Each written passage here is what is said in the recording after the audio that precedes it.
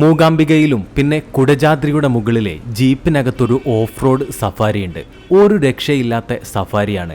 അതെല്ലാം ആസ്വദിച്ച് തിരിച്ച് നമ്മൾ KSRTCയുടെ പുതിയ ബസ്സിനകത്ത് കിടന്നും ഉറങ്ങിയും കാഴ്ചകൾ കണ്ടുകൊണ്ടും ഒരു യാത്ര. അപ്പോൾ വിട്ടാലോ? Welcome back to my channel.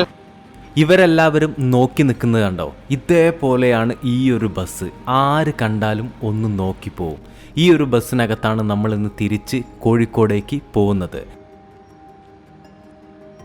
കേരളത്തിൽ നിന്നും എല്ലാ ദിവസവും 4 ബസ്സുകളെ കൊല്ലൂരിലെ മൂകാംബികയിലേക്ക് വരുന്നുണ്ട്. ഈ ഒരു ലളിതാംബിക ഗസ്റ്റ് ഹൗസിനടുത്താണ് എല്ലാ ബസ്സുകളും പാർക്ക് ചെയ്യാറുള്ളത്. KSRTCയുടെ പുതിയ ബസ്സായിട്ടുള്ള AC സ്ലീപ്പർ കം സീറ്റർ ബസ്സിനകത്താണ് നമ്മൾ ഇന്ന് പോകുന്നത്.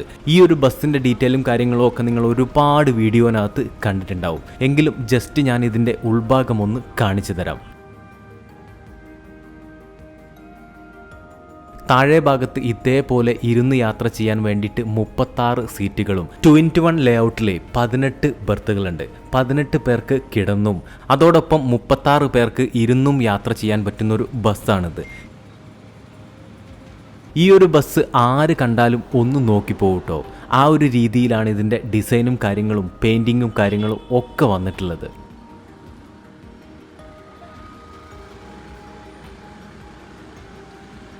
KSRTCയിൽ ഏറ്റവും കൂടുതൽ ആളുകളെ കൊണ്ടുപോകാൻ പറ്റുന്ന ഒരു ബസ്സും ഇത് തന്നെയാണ്. അങ്ങനെ 5:45 സമയത്ത് നമ്മുടെ ബസ് ഇതാ എടുത്തിട്ടുണ്ട്.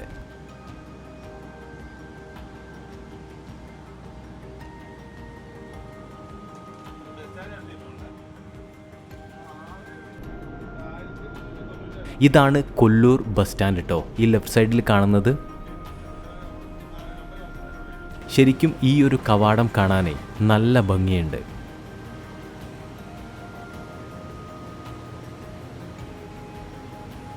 കഴിഞ്ഞ വീഡിയോനകത്ത് നമ്മൾ മൂകാംബിക ക്ഷേത്രവും അതോടൊപ്പം തന്നെ കുടജാദ്രി മലയുടെ മുകളിലേക്ക് ജീപ്പിനകത്ത് പോകുന്നൊരു യാത്രയുണ്ട്.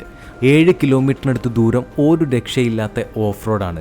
മഴക്കാലത്ത് പോവുകയാണെങ്കിൽ ഓഫ് റോഡിൻ്റെ പരമാവധി വൈബ് നമുക്ക് ആസ്വദിക്കാൻ പറ്റും. അതോടൊപ്പം കോടമഞ്ഞും തണുപ്പും തണുത്ത കാറ്റും എല്ലാം നമുക്ക് ആസ്വദിക്കാൻ പറ്റും. ഈ ഒരു സമയത്താണ് നിങ്ങൾ പോകുന്നതെങ്കിൽ രാവിലെയോ ഇല്ലെങ്കിൽ വൈകുന്നേരമോ പോകുന്നതാണ് നല്ലത്.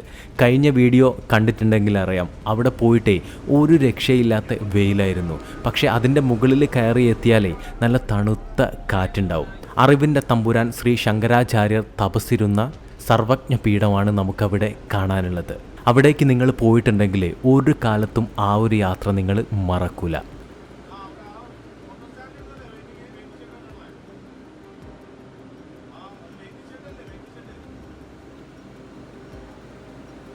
കൊല്ലൂരിൽ നിന്നും കൊട്ടാരക്കരയിലേക്ക് പോകുന്ന ബസ്സാണിത്. ഏകദേശം 700 കിലോമീറ്ററിനടുത്ത് ദൂരം ഓടാനുണ്ട്.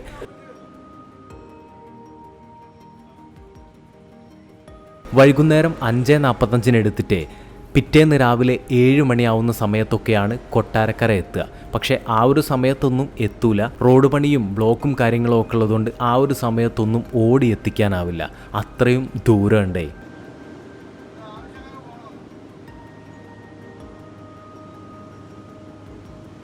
അങ്ങനെ മുൻപോട്ട് വന്ന് നമ്മളൊരു ടോൾ പ്ലാസയിലേക്ക് ഇതാ എത്തിയിട്ടുണ്ട്.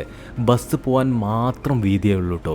വലിയ ലോഡ് എടുത്ത് വരുന്ന ലോറികളൊക്കെ വരുന്ന സമയത്തെ ഇതേപോലത്തെ ടോൾ പ്ലാസയുടെ ഉള്ളിലൂടെ എങ്ങനെയാണ് കടന്നു പോവുക എന്ന് ഞാൻ പല പ്രാവശ്യം ചിന്തിച്ചിട്ടുണ്ട്.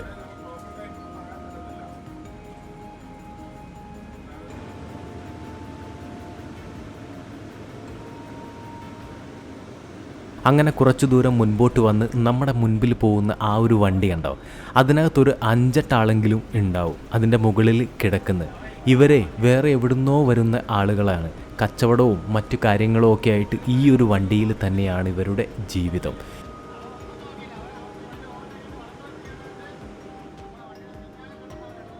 കൊല്ലൂരിലേക്ക് വരുന്ന സമയത്ത് ഒരു തുള്ളി പോലും ഉറങ്ങാൻ പറ്റാത്തതുകൊണ്ടേ തിരിച്ചു പോകുന്ന സമയത്ത് ഇങ്ങനെ ഉറക്കം വരുന്നുണ്ട്. പക്ഷേ ഈ ഒരു ബസ്സിനകത്തുള്ള യാത്രയെ, അതും ഫ്രണ്ട് സൈഡിൽ ഇരുന്നുകൊണ്ട് മുൻപോട്ട് കാഴ്ചകളും കണ്ടുകൊണ്ടുള്ള ഒരു യാത്ര ആസ്വദിക്കാതിരിക്കാൻ പറ്റുന്നില്ല.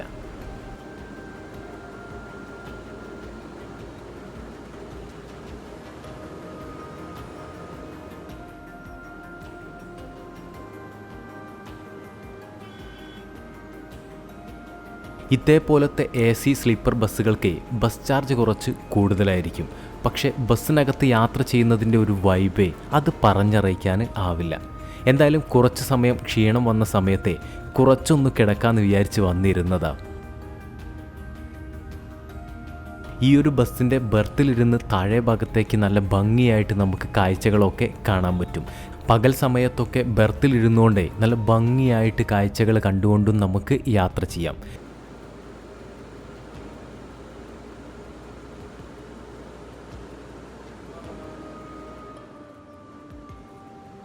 നമ്മൾ ബസ്സിനകത്ത് ലോങ്ങൊക്കെ പോകുന്ന സമയത്ത് ഇതേപോലത്തെ ബസ്സിനകത്ത് പോവുകയാണ് നല്ലത്. സാധാരണ ബസ്സിനകത്ത് പോകുന്നതിനെക്കാട്ടിലും ക്ഷീണം എത്രയോ കുറവായിരിക്കും. പിന്നെ ഈ ഒരു ബസ്സിനകത്ത് നമുക്ക് കിടന്നും യാത്ര ചെയ്യാൻ പറ്റും. ഈ ഒരു ബസ് പോകുന്ന റൂട്ടേ കൊല്ലൂർ, ഉടുപ്പി, കാസർഗോഡ്, കാഞ്ഞങ്ങാട്, പയ്യന്നൂർ, കണ്ണൂർ, തലശ്ശേരി, വടകര, നമ്മുടെ കോഴിക്കോട്. നമ്മൾ കോഴിക്കോട് വരെ മാത്രമേ ഉള്ളൂ. 820 രൂപയാണ് നമ്മുടെ ടിക്കറ്റ് വന്നിട്ടുള്ളത്. നമ്മൾ മൂകാംബികയിലേക്ക് വന്നിട്ടുള്ളത് മിന്നൽ ബസ്സിനകത്താണ്. മിന്നൽ ബസ്സിനകത്ത് കയറിയാലുള്ള അവസ്ഥ നിങ്ങൾക്കറിയാലോ, ഒരു രക്ഷയില്ലാത്ത പോക്കായിരിക്കും. അതുകൊണ്ട് തന്നെ കുണ്ടും കുഴിയും ഒക്കെ ചാടിച്ചാണി ഇവർ പോവുക. അതുകൊണ്ട് ഉറക്കമൊന്നും നല്ല പോലെ കിട്ടില്ല. അതേപോലെ തന്നെ വരുന്ന സമയത്ത് കാസർഗോഡ് നിന്ന് ബസ്സൊക്കെ കേടായി അതൊക്കെ മാറ്റിയിട്ടൊക്കെയാണ് വന്നിട്ടുള്ളത്. അതുകൊണ്ട് വരുന്ന സമയത്ത് നമുക്ക് ഉറങ്ങാനേ പറ്റിയിട്ടില്ല. നമ്മളിപ്പം പോകുന്ന ഈ ഒരു ബസ്സിനകത്ത് ഞാൻ ബർത്താണ് ബുക്ക് ചെയ്തിട്ടുള്ളത്. അവിടെ ഇരിക്കാനൊന്നും സമയമല്ല. ഇവിടെ മുമ്പിലിരുന്നുകൊണ്ടേ മുൻപോട്ടുള്ള കാഴ്ചകളും കണ്ട് ഡ്രൈവറുമായിട്ടൊക്കെ കഥകൾ പറഞ്ഞുകൊണ്ടേ ഇങ്ങനെ യാത്ര ചെയ്യാനൊരു പ്രത്യേക വൈബാണ്.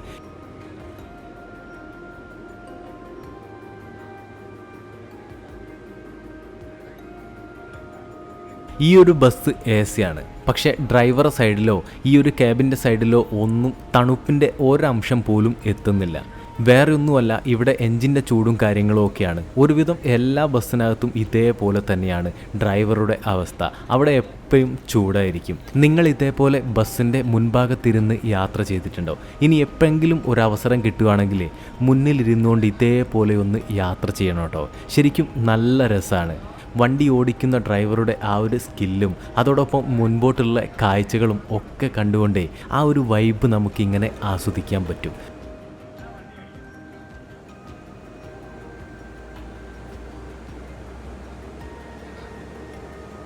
ഇന്ത്യയിലെ തെക്കേ അറ്റത്തുള്ള കന്യാകുമാരി മുതലേ മഹാരാഷ്ട്രയിലെ പൻവേൽ വരെയുള്ള ദേശീയ പാതയാണ് NH 66. ഇതിൻ്റെ പണിയൊന്ന് കഴിഞ്ഞാലേ ഒരു രക്ഷയുണ്ടാവില്ല. പെട്ടെന്ന് തന്നെ നമുക്ക് എല്ലാ സ്ഥലങ്ങളിലേക്കും എത്താൻ പറ്റും.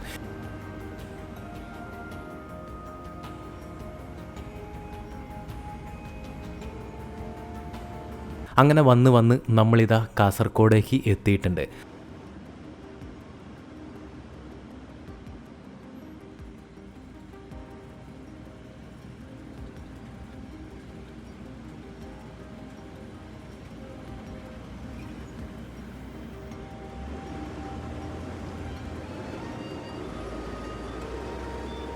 നമ്മൾ മൂകാംബികയിലേക്ക് പോകുന്ന സമയത്ത് ഇവിടെ വെച്ചായിരുന്നു ബസ് മാറ്റിയത്.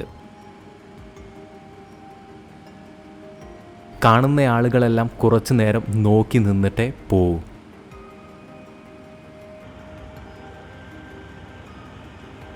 വീണ്ടും മുൻപോട്ടുള്ള യാത്രയാണ്. കുറച്ചധികം ദൂരം നമുക്ക് പോകാനുണ്ടല്ലോ.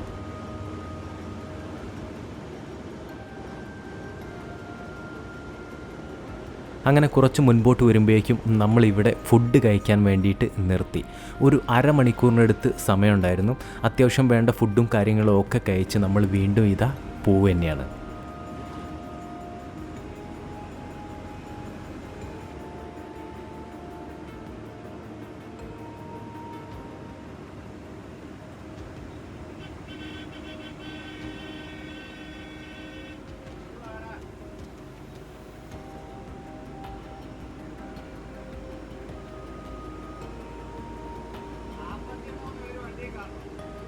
ഇവരുടെ കൂടെയാണ് നമ്മൾ ഇന്ന് യാത്ര ചെയ്യുന്നത്. നല്ല സ്നേഹമുള്ള ആളുകളാണ്.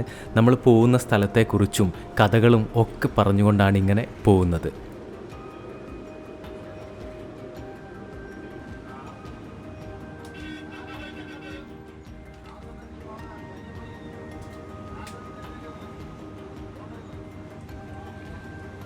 ഇതേപോലത്തെ റോഡൊക്കെ നമ്മുടെ കേരളത്തിലെ കുറച്ചു മുൻപേ വരേണ്ടതായിരുന്നു അല്ലേ. ഈ ഒരു NH66 റോഡ് 1640 കിലോമീറ്ററിനടുത്ത് ദൂരമുണ്ട്. നമ്മളിപ്പം പോകുന്ന ഈ ഒരു ബസ് എത്ര ചവിട്ടി വിട്ടിട്ടും ഒരു കാര്യമില്ല. 80 km/h മുകളിലേക്ക് ഈ ഒരു ബസ് പോവില്ല.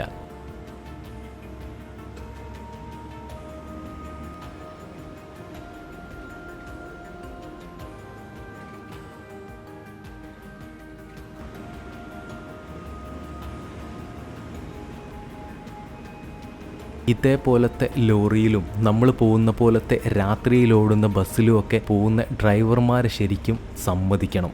നമുക്ക് ഒരു പരിചയമില്ലാത്ത ആളുകളായിരിക്കും.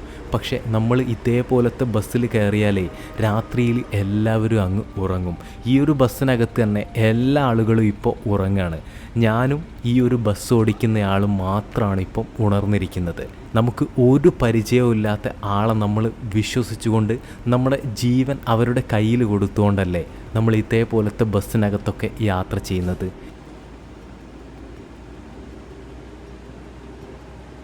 രാത്രിയിൽ ഇതേപോലത്തെ വലിയ ലോറികൾ ഒരുപാടുണ്ടാവും. പിന്നെ ഈ ഒരു ഹൈവേയുടെ പണി കഴിയാത്തതുകൊണ്ട് ഇപ്പം നമ്മൾ സർവീസ് റോഡിനാണ് പോകുന്നത്. മുൻപിൽ പോകുന്ന വണ്ടിയെ ഓവർടേക്ക് ചെയ്യാമെന്ന് പറയുന്ന കാര്യം നടക്കില്ല.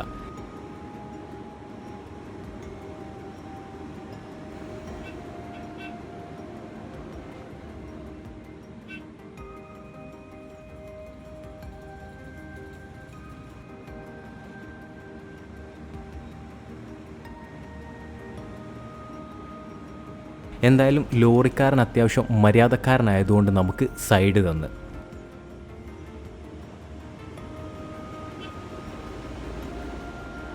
അങ്ങനെ കുറേ ദൂരം യാത്ര ചെയ്ത് നമ്മൾ കണ്ണൂരിലേക്ക് ഇതാ എത്തിയിട്ടുണ്ട്. ഇനി നമുക്ക് ഒരു 2.5-3 മണിക്കൂറിനടുത്ത് സമയം മതി കോഴിക്കോടേക്ക്. അങ്ങോട്ട് പോകുന്ന സമയത്ത് ഉറങ്ങാത്തതുകൊണ്ട് നല്ല ക്ഷീണമുണ്ട്. എന്തായാലും കുറച്ച് സമയം കിടക്കാമെന്ന് വിചാരിച്ച് കിടന്നതാണ്. കിടന്നപ്പോഴേക്കും നല്ല പോലെ ഒന്ന് ഉറങ്ങിപ്പോയി. കണ്ണ് തുറന്നപ്പോൾ നമ്മളിതാ കോഴിക്കോടേക്ക് എത്താനായിട്ടുണ്ട്. നിങ്ങൾ മൂകാംബികയിലേക്കും ഇതേപോലെ ദൂരയാത്രകളൊക്കെ പ്ലാൻ ചെയ്യുന്നുണ്ടെങ്കിലേ ബസ്സിനകത്താണ് പോകുന്നതെങ്കിൽ ഇതേപോലത്തെ ബസ്സിനകത്ത് പോവുമായിരിക്കും നന്നാവുക. നല്ല പോലെ ഉറങ്ങിയിട്ടേ ക്ഷീണമൊന്നുമില്ലാതെ നമുക്ക് യാത്ര ചെയ്യാൻ പറ്റും.